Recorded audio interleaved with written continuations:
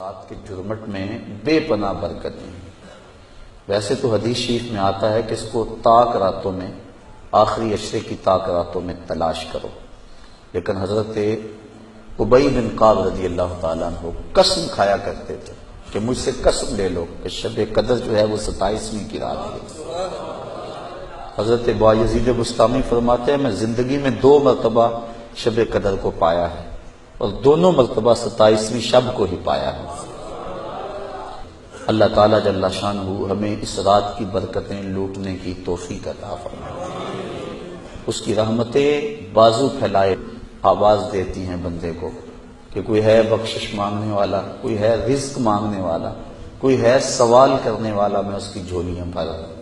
ہم تو مائل بکرم ہیں، کوئی سائل ہی نہیں، راہ دکھلائیں کسے، کوئی راہ روے منزل ہی نہیں۔ صرف 4 اشخاص ہیں جو اس رات محروم رہتے ہیں۔ ایک عادی شرابی، شراب کا رسیہ، دوسرا والدین کا نافرمان، تیسرا قاطع الرحم، خون کے رشتوں کو توڑنے والا، اور چوتھا وہ شخص جو سخت دشمنی رکھنے والا ہے۔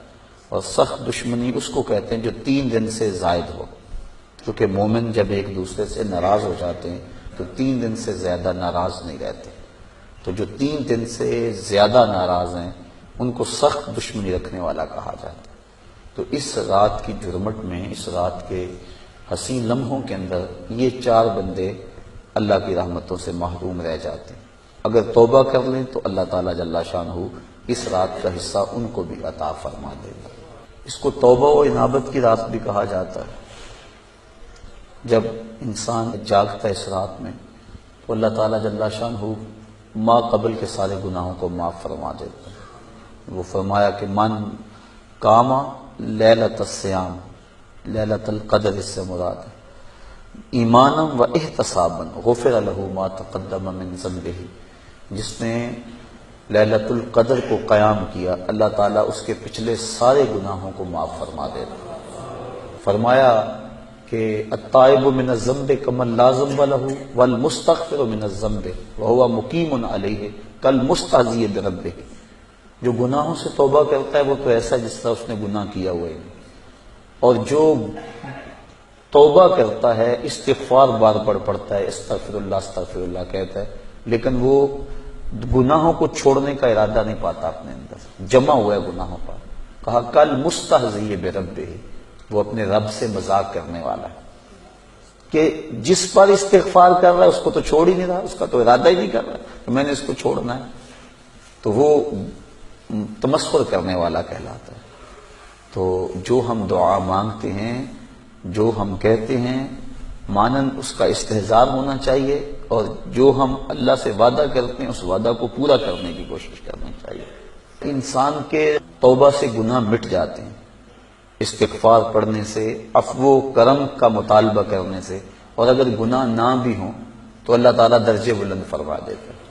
حضور علیہ السلام نے ارشاد فرمایا میں ہر روز اللہ سے 100 مرتبہ استغفار کرتا ہوں، 100 مرتبہ، جبکہ حضور کے دامن پہ تو گناہ کا ایک داغ بھی نہیں ہے، لیکن اس کے باوجود 100 مرتبہ حضور اللہ کی بارگاہ میں استغفار کرتے ہیں۔ اور ہم جو لتڑے پڑے ہیں گناہوں سے، صبح سے شام تک ہماری زندگی اسی دلدل میں پھنسی ہوئی ہے، تو پھر ہمیں تو بہت زیادہ استغفار کی ضرورت ہے۔ تو اللہ نے یہ مجھے اور آپ کو توفیق عطا فرمائی اور امت کو یہ مزاج عطا کر دیا کہ وہ جتنے مرضی گناہ گار ہوں شب قدر کو تو جاگنے کا معمول بن گیا ہے، اور کئیوں کو الحمدللہ توبہ بھی نصیب ہوتی ہے، پکی توبہ، کہ مختصر سی زندگی ہے، پتہ نہیں کب سانسوں کی مالا ٹوٹ جائے اور ہم موت کی آغوش میں چلے جائیں، پھر کوئی حجت باقی نہ رہے۔ مجھے اور آپ کو اپنی اصلاح کے لیے کوشش کرنی چاہیے۔ ذکر فکر میں آج کی رات ہم گزاریں گے، اور بوقت سحر تک آپ یہاں موجود رہیں۔ آپ کے لیے انشاءاللہ العزیز سحری کا انتظام بھی کیا گیا ہے، تو اللہ تعالیٰ جل شانہ ہم سب کو اپنے قرب کی راہیں عطا کر دے۔